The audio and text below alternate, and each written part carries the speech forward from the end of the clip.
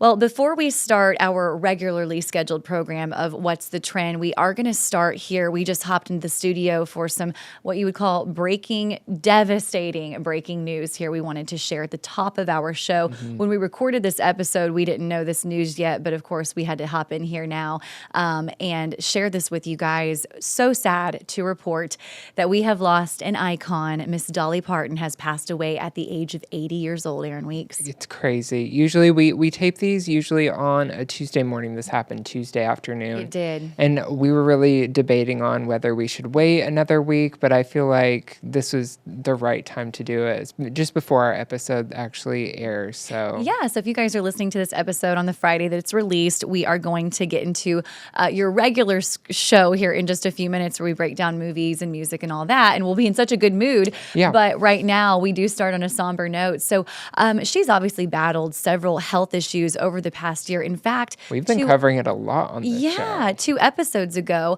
I even said to you, Aaron Weeks, I just had kind of a bad feeling that something more serious was going on. Yeah. And here we are. So we have also been able to find out more details since yesterday afternoon that it was confirmed that she had a brief battle with cancer. She died at the Vanderbilt Cancer Center right there in Nashville, Tennessee, peacefully, according to her publicist, surrounded by family. That's all you can ask for, really. Yeah. I feel so sad because Dolly Parton is one of those people that can never be replicated. No. And she's somebody who has united wherever background you come from, whatever opinions you may have. Everybody loved Dolly Parton. I didn't know one person that didn't love her. And you've gotten to interview her before. It's one of those things I still can't believe I can say the words numerous times that I've stood next to her and talked to her and had that opportunity, and it'll never be lost on me. And I now hold those moments even more near and dear and precious to me. So I interviewed her a couple of times, and one of my favorites was the first, because they say never meet your icons, and in that case I did. And I will just say, when people ask, well, what was she like? As you could assume, Aaron Weeks, she's everything you'd hope she would be and more. She's kind and warm and funny and sharp as a whip, and just there's no one like Dolly. She's just Dolly. I can't even find the words today. I've seen a lot of people post and make these eloquent tributes and describing her as iconic or just a legacy or inspirational. They use all these great words to describe her, but I'm just at a loss because I just don't even have the words for how wonderful Dolly Parton was to this world and will continue to be. Yeah, her legacy will, live on forever. I definitely had a bad feeling after her husband passed because they were together for 60 years, and I feel like when you're with someone for that long, you kind of morph into almost one person and, an extension of yourself.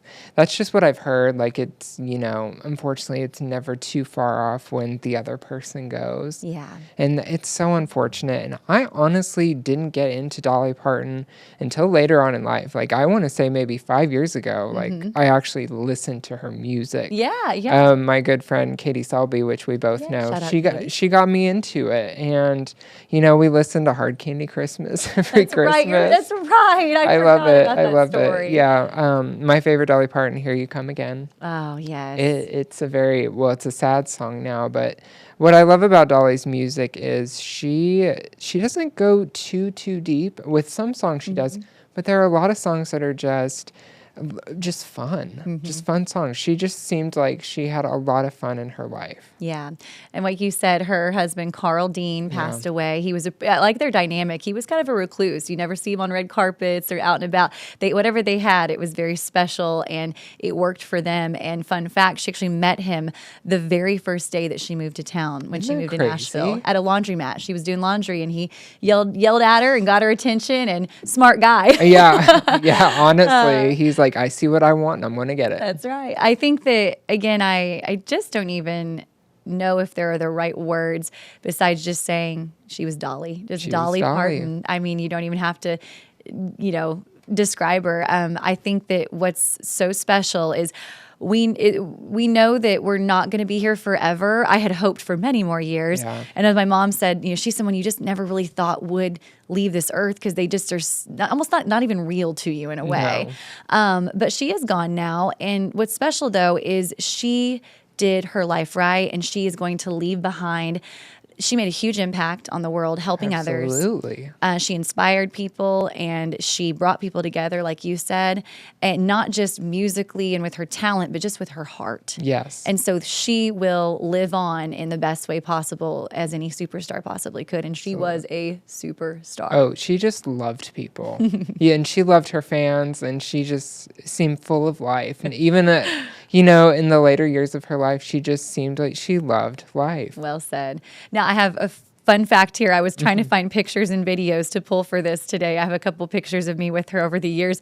And so I searched in my iPhone where you're trying to I have thousands of pictures. So when I try to find a picture quickly, I'll hit like a keyword like dog or baby, and I usually pull up what I'm looking for. And in this case, I typed in Dolly, and it found the pictures of her. And then it also suggested some photos of myself with my big blonde hair. So listen, you were in Nashville for a minute. That's right. I love my big hair. It was the style. She inspired everyone, including yours truly. So she did. Well, this went longer than I meant for it to be because I just could okay. talk forever about her. But you guys, 80 years old. We, in my opinion, lost her too soon. I wanted her until like 112. Yeah. Well, she worked up till the day she died. I mean, she had several projects on the horizon. Even just this year alone, she just had a new ride introduced at Dollywood that she was unable to attend, which is kind of when we started saying, okay, something may be up here. And then she, had her musical that's going to be debuting. Yeah. I mean, the woman worked, and she said in my last interview with her, I'm not done yet. So anyways, she will continue to work from the heavens above, watching over all of us that love you, Dolly. Rest in peace. Sorry to share that news today, but we felt it was important to hop on here before the show. Anything else you want to say, Aaron? Just, thank you so much to Dolly for bringing everyone together as she did. She was a light in this life, and it can be a very dark life sometimes, but she definitely brought the energy that everybody needs, I feel. Amen. I think everybody needs to live their life like Dolly Parton did. Yes. Well, with that said, I think we get into our regular scheduled program now. You guys stand by here. Here's your latest episode of What's the Trend? R.I.P. Dolly. We love you. Love you, girl. Welcome into this week's episode of your favorite podcast, What's the Trend? Aaron Weeks and I are back, and we've got a whole lineup of topics to get to this week. Aaron Weeks. Yes, well, let's just go ahead and dive into movies. We're get into it. Episode 51. Let's just dive into it. In movie news, a third National Treasure installment is in the works. And, during a podcast interview, the director of the original two films said they finally have a script that they like. And this is the kind of crazy news to me, just because I haven't really thought about these movies in a long time, but it's been almost 2 decades since the second movie released. 2 decades? I know. Okay. Now, the first 2 films starred Nicolas Cage, Diane Kruger, Justin Bartha, and Jon Voight, and there's no word yet if they're going to be reprising their roles or potential release date yet, but I'm interested to see what they kind of come up with after such a long wait and, to see what that story kind of brings to it. Oh, yeah, these movies were fantastic, and we are still quoting them to this day. Yes. I'm going to steal the Declaration of Independence. That's my Nicolas Cage impression, and it's real bad.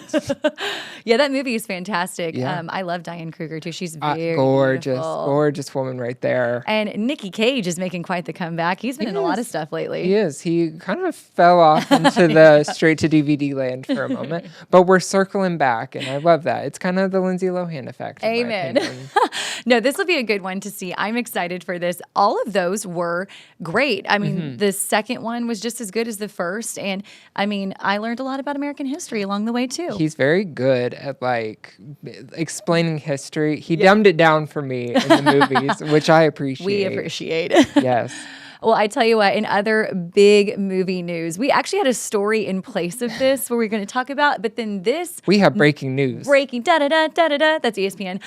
We have huge news, you guys. I had to talk about this today. And I was so on board with it. Last minute plug this story in big movie related news. This just came down last night. They were talking about it on the morning news today as well. It was announced that the classic movie, the 2003 romantic comedy, How to Lose a Guy in 10 Days, is officially getting a sequel. I didn't know we needed this, but boy, oh boy, am I happy. I'm ready for it. So the original stars, of course, Kate Hudson. She has officially signed on to produce the project. I know they're working on like a screenwrite right now, and they've got some more kind of ducks to get in a row, but that part is official. It's currently in early developments here, but the primary goal is to still have both Kate Hudson and her co-star Matthew McConaughey reprise their iconic roles as Andy Anderson and Benjamin Barry. Now, while no plot details or release dates have been revealed just yet, Matthew McConaughey recently did celebrate the original film's legacy, calling it the gift that keeps on giving. And boy, oh is my it. gosh. First of all, that is such a, so I have a very specific memory with that movie specifically. do tell. We would go to my grandmother's house, shockingly, of course. I would watch rom-coms, and that was one of the rom-coms I would watch. Like that one, What Women Want. There were a lot of movies, but that one in particular was rotated in the VHS, which is aging me right now, but whatever. Okay, Yeah. I'm curious to see what they do with it, in the sense of like, I'm glad it's not a full-on reboot, in the sense of we're just telling the story over again. And if they're coming back, I wonder if they split up. And this is just my theory of what it could be about. What do you think? They split up at some point. It's like how to get a guy back in 10 days. Ooh, you know what I mean? Great. That's a good idea. They should have you be the screenwriter. There you go. They were looking for one. Aaron. Hello. Weeks, your I'll book. take it for $1 million. Just a measly. I would have asked for more.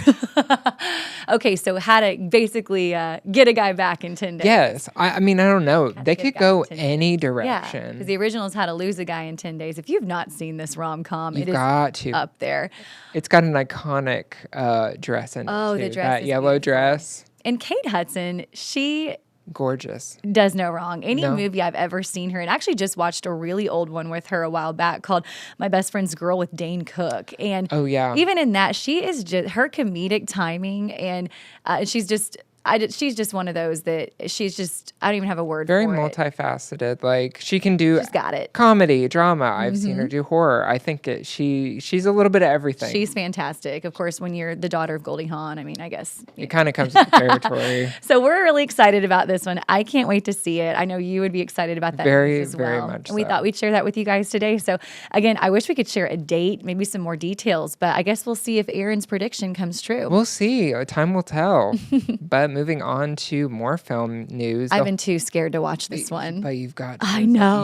You can't watch it alone though. You cannot watch it alone. Okay. Now the horror film Obsession just hit another big milestone, it becoming Hollywood's first original film of the 2020s to gross $500 million at the box office.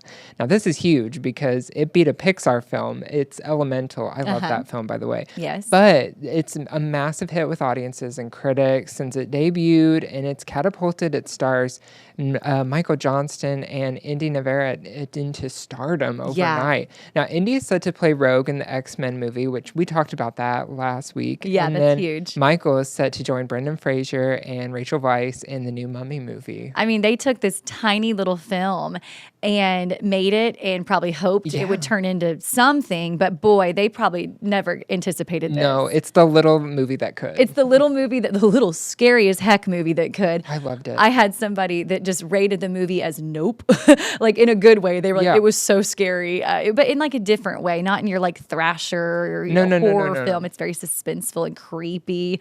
It's a if you slow watch the build. trailer, I think, again, I haven't seen it. You have. But the trailer pretty well sets you up for what kind of it sets the scare tone you're in for. it sets the tone for the movie, but there are a few jump scares that you don't expect to be jump scares The like best in with the the middle, which I love. Well, our favorite season, spooky season, is coming up. So maybe, just maybe, I'll get brave and I'll watch this and I can review it.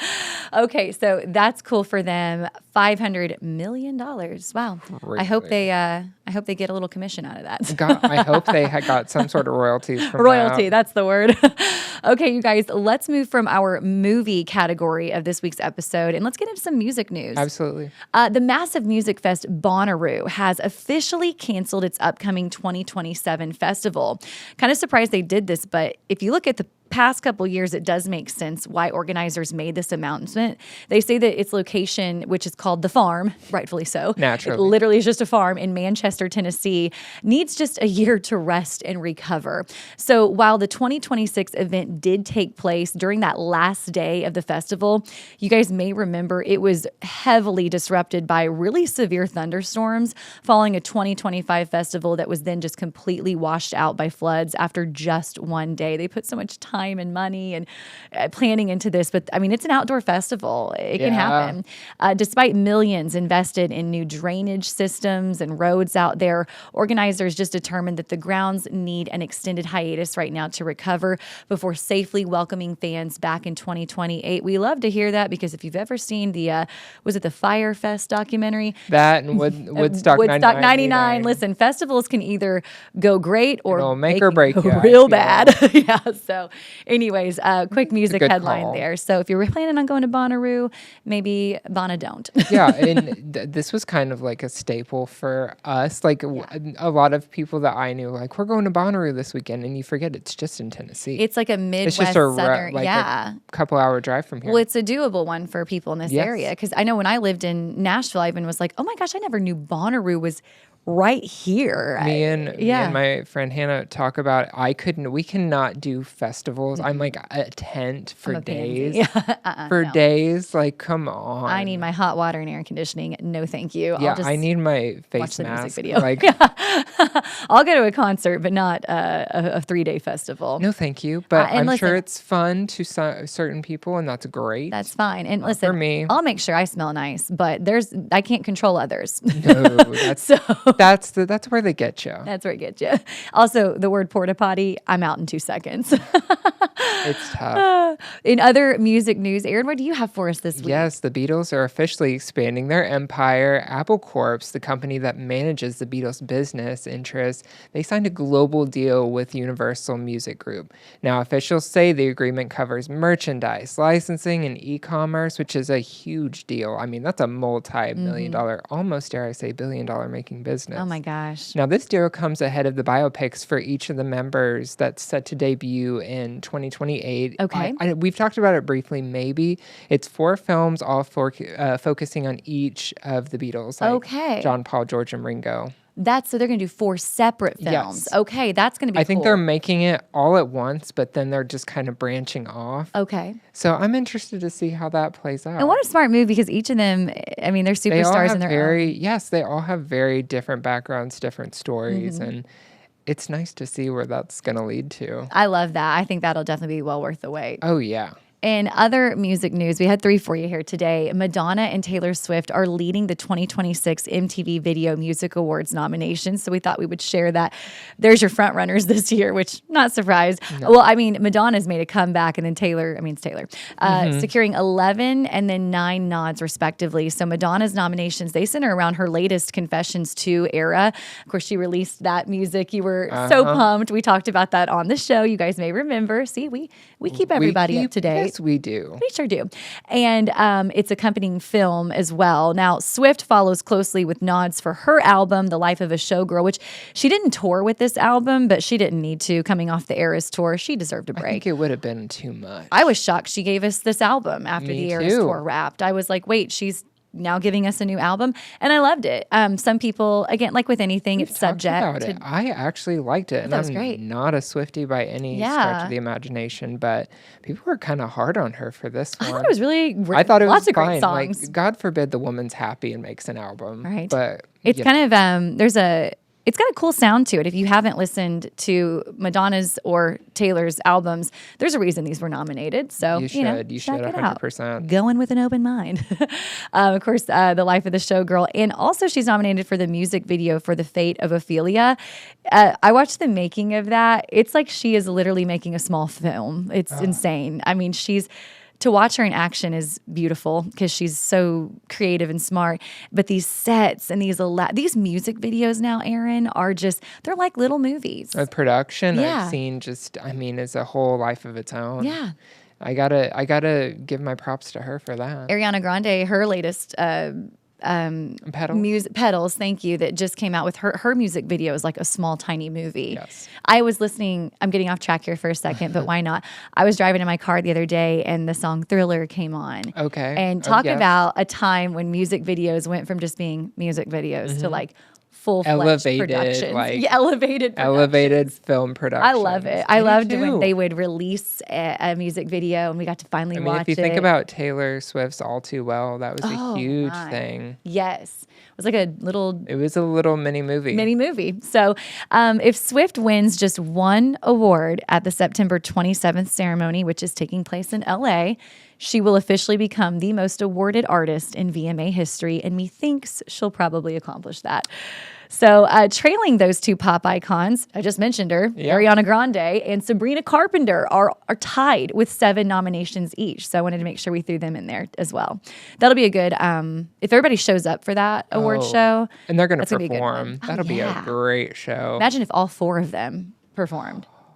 Could you imagine? Aww. I love it. I love it. Funnel cake. Oh, guys, listen. This is why we do the show together. In sync over here. I love it. Okay, so let's move on from our music topic to celebrity news, Aaron. What's the latest? So this is kind of a bittersweet situation. Following up from last week's story, many fans gathered at Hayden Panettiere's apartment complex where she sadly passed in Greenville, South Carolina, and they created a small memorial in her honor. I love this. And again, Hayden died just days before her 37th birthday after it's believed that she was subject to an overdose. It's not officially confirmed, but according to dispatch audio that was released, that's what it's looking like. It's looking that way. But it is still an active investigation, and the FBI is involved. So I have just, again, that's kind of a heavy story to share, but we share these stories here on with a little bit of a silver lining that I am so happy to see that in light of her tragic passing, my page and all my social media has just been filled with Hayden content. And I feel like she's getting the credit she deserved as an artist, as an actor and a performer and a talent. And it's just nice to see that someone's death does not go unnoticed or in vain, because I feel like people are really getting hit hard by her loss. This one, I feel like especially us millennials, it hit hard. Yeah, it did. And a little hard. I think a lot of people, we always, Hayden Panettiere, she's kind of, she's still making her rounds. And like I said, she released that book or so not too long ago. And but then, boom, she's ripped away from us. And it kind of opened all of our eyes, and it just made us real. So there's just been a lot of remembering her lately. And then I love to see that fans are setting really those memorials. embracing her. Yeah, she deserves. I wish she were here to see how much she meant to the world. Is what I'm trying to say. But sadly, she is not, and I'm glad that those of us she left behind are praising her for her talent and who she really is as a person. Me too. I think she deserves all of the praise. I've been such a fan of hers from such a young age. To see her grow up, and she's had a great career. And obviously, she took some time off for herself and came back and. Unfortunately, this is the outcome that happened, but I'm very happy that the world is embracing her the way she should be. There, you always say what I'm trying to say when I ramble. What he said, guys. But no, the world is embracing her the way she deserves. Absolutely. So, well, let's move to lighter celeb news now, but I'm glad you brought that up. Celeb news, guys, this one's this show. Man, for one, it's been on forever. Yes. And two, there's always drama within this show. There's always headlines within this show. Ear gritting over here. Yeah, I know, right? I've been obsessed. We're talking Dancing with the Stars. I've been obsessed with this show since, oh my God, when it first came out. I was young. I remember watching it live when I was living with my mom and dad still. It's a really good show. I love this show. And it also makes me think that I could competitive dance. I feel like you could. It is not off the table. We'll see. So the hit dance competition, Dancing with the Stars, is making its big return with a special 2-night season 35. That's how many seasons they've been doing this. Now, they usually do 2 a year, one in the fall and one in the spring. But yeah, 35 seasons. I mean, they're doing something right. So it's going to premiere starting on Tuesday, September 15th. And of course, it's always on ABC. Now, while ABC hasn't used they have been using masked rehearsals to keep the full lineup a secret, which isn't that funny to picture. They're wearing bags over their heads during rehearsals. The official cast will be unveiled on Wednesday, September 2nd on Good Morning America. You know, they really bring some careers back to life on this show. They kind of do. A long time ago, it was like, oh, you know, like CB listers. First of all, not that she needed it, but Zendaya was on this show at one point. She was literally on this show. Like our Emmy nominated and winning, and you just all of the awards. Kim Kardashian was on the show. Wendy Williams. Wendy Williams. I love that you go there. That's great. My girl. I mean, I look at like Bendy and Robert Irwin. Yes, they both won. Yeah, they both won. And I think it kind of like Robert Irwin's just skyrocketed. Now, this show really brings people back to the surface if they needed a boost. And then some of them don't need a boost, but they're just happy to be on the show because it is huge. Mm-hmm. I mean, millions of people tune in. So I know I will be. Early confirmed celebrities that they were able to announce so far. You've got Summer House star Sierra Miller, Love Island alum Maura Higgins, Savannah Bananas infielder, I love saying that, Jackson Olsen, and then late night sidekick to oh my gosh. the Jimmys. Jimmy Kimmel. I said Fallon, Jimmy Kimmel. Say his name, Gilmore. I can't say it right, but you know Guillermo. That's right. Rodriguez. Guillermo Rodriguez. He always says Guillermo Rodriguez. Their relationship cracks me up. It's hilarious. Well, it's in the prompter. His name looks scary. I can say it, but not read it. Yes, no, I get it. So Guillermo's on the show too, which that's going to be amazing. He's so lovable. Adding to the excitement here and a little bit of drama, the pros on the show are just as big as celebrities now as their partners. Truly. You may remember longtime pro Sharna Burgess she was on the show for a long time. She last won with Bobby Bones.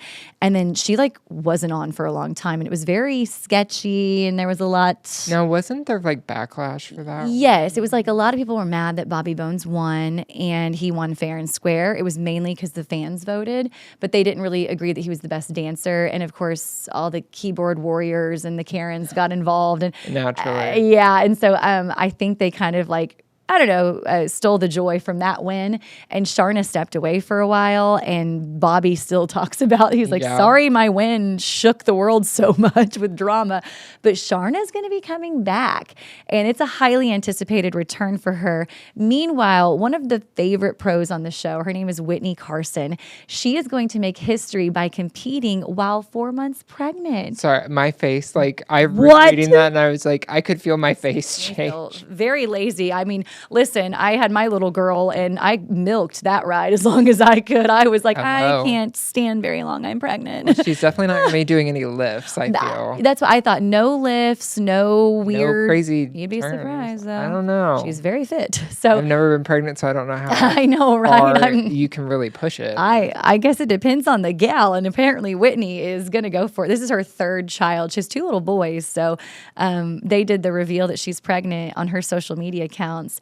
Then she reveals, because a lot of people are like, oh, she probably won't be on this season. She said, I will. Actually, I am going to be on. So she's kind of said in some interviews, she's doing this too to prove that just again, how amazing women are and blah, blah, blah. So I'm I agree with you, girl. She says it more eloquently than I can. But, and as of right now, the only confirmed side-by-side pairing that we know about is going to be Whitney and Guillermo. So that's great. So I think those two together will be perfect. So thanks for helping me say his name. Of course.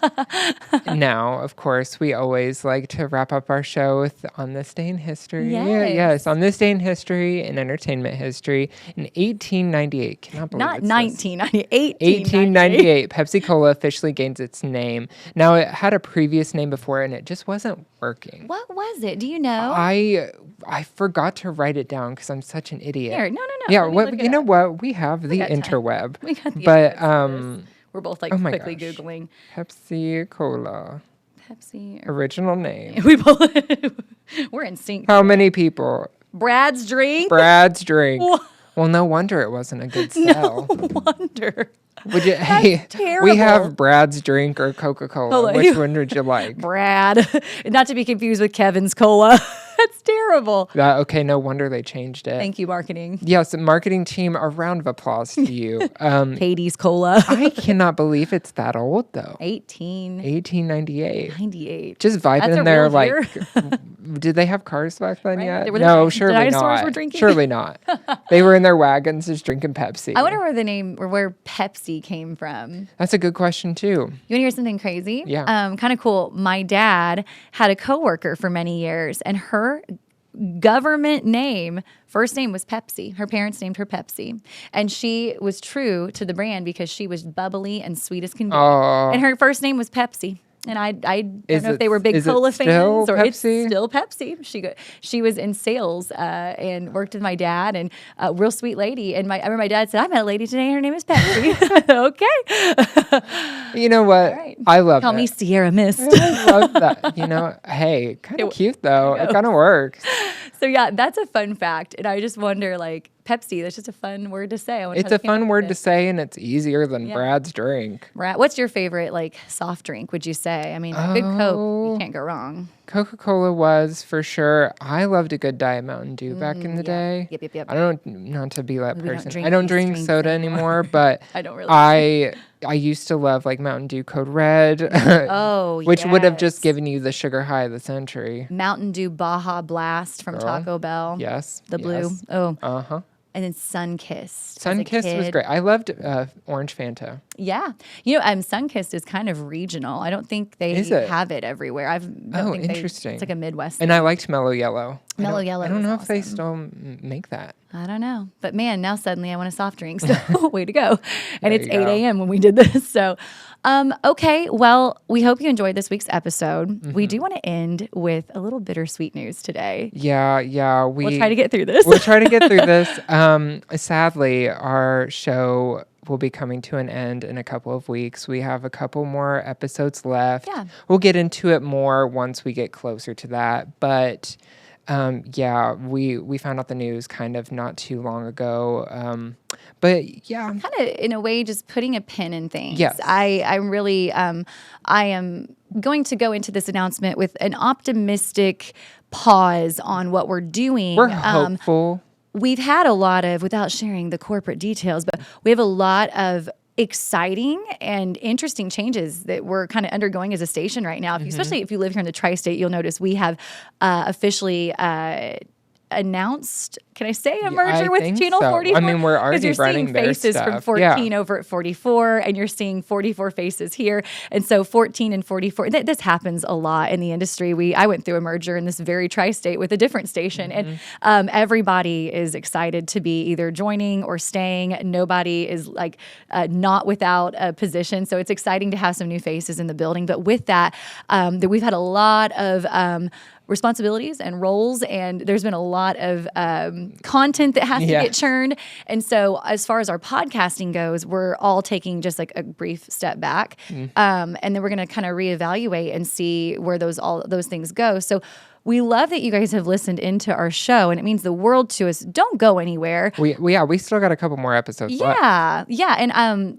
we just may be making some changes, but I will put it this way. It's not goodbye. It's see you later. Yeah. So hold tight with us, okay? Yes, And I think please we're do. allowed to say all those things. I think so. If that's not, a good way to put it. that's Yeah. how I kind of would like to look at it Yeah. too. It's like a see you later, but just in case it's not a see you later, thank you so much. Again. Yeah, for sure. We're going to wrap it up in a very, Casie and Aaron kind of way. Yeah. But, these things happen. And I've been a part of a lot of like pop-up shows throughout my career, especially during my time doing entertainment TV in Nashville.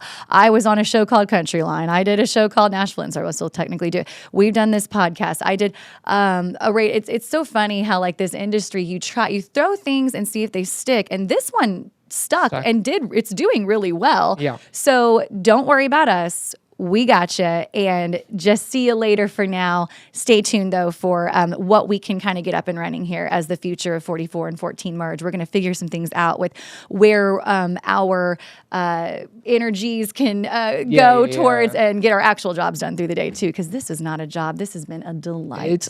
Yes, it is definitely a labor of love for both of us. Like, it's no work. It's never felt like work to me. Exactly. So we've got next week's episode is going to be a special one for you guys. We have kind of a cool idea with it. I feel like it's like a season finale. Kind of. Well, yeah. To an end, you know. And then we're going to have like kind of a, I mean, I guess we can tease it, a Mount Rushmore. Yeah, I keep calling it the Mount Rushmore show. Our Mount Rushmore of all of our moments that are Do people get what that means? It's like your top 4. Like you got your Mount Rushmore. Yeah, top 4 of each thing that we've covered. Yes. And, you know, it'll just be a fun episode, and then the next episode will be our official wrap-up episode. Which will be which will just, a roller coaster of fun and emotions. And it'll just, it'll encapsulate our time in this room and how much it's meant to us. Well, and our folks here at 14 have loved the show, and they gave us such a fun platform to do it for over a year, up to 50 some odd episodes. Yeah, we're going to wrap up on 53, which is, a big deal. Exactly. And we kept saying, well, every episode, we kept saying, we haven't been canceled yet. So it was new. Spoiler alert. Nothing's permanent. It kind of happened, but we'll see what happens. So as our boss said, put a pin in it for a bit, because we got a lot of fish to fry with this merger, and then we'll see what we can get back on track for you guys in the meantime. So again, kind of bittersweet, but hold tight. Yeah, we still got some fun shows ahead of us. Yeah, for sure. And you never know what the future's going to bring. They love us together, Aaron. I like to think so. You are the funnel to my cake. Hello. No, you're the powdered sugar. Okay, I'll take it. Okay, guys. Well, I tell you what, we'll wrap up this week's episode. Want to wish you a great weekend. We are heading into what's starting to feel like fall. I know. Which brings my inner witch to life. I'm so happy about that. I hate the cold. I hate the cold. Get me out of the Midwest. I hate the heat.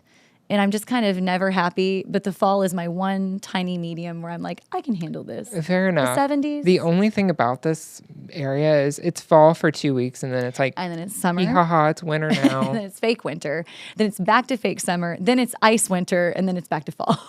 It's the most annoying thing in the world. I never know what to wear. That's the problem. I'll say this: you check your phone every day to see what the weather is, because it'll be 60 something one day, 23 the next, and then 70 something the next. We work with numerous meteorologists, and we still can't. These poor meteorologists are just like, what is happening? Best of luck. Well, guys, next week we'll see you for our special Mount Rushmore show. We're going to break down our favorite in each category, from movies, music, and celebs. And for now, we hope you have a great weekend. Enjoy the weather while it lasts, because it's going to get hot again next weekend. But thanks for hanging in there with us, and we'll see you back for more next week. Don't go away. Bye. Guys.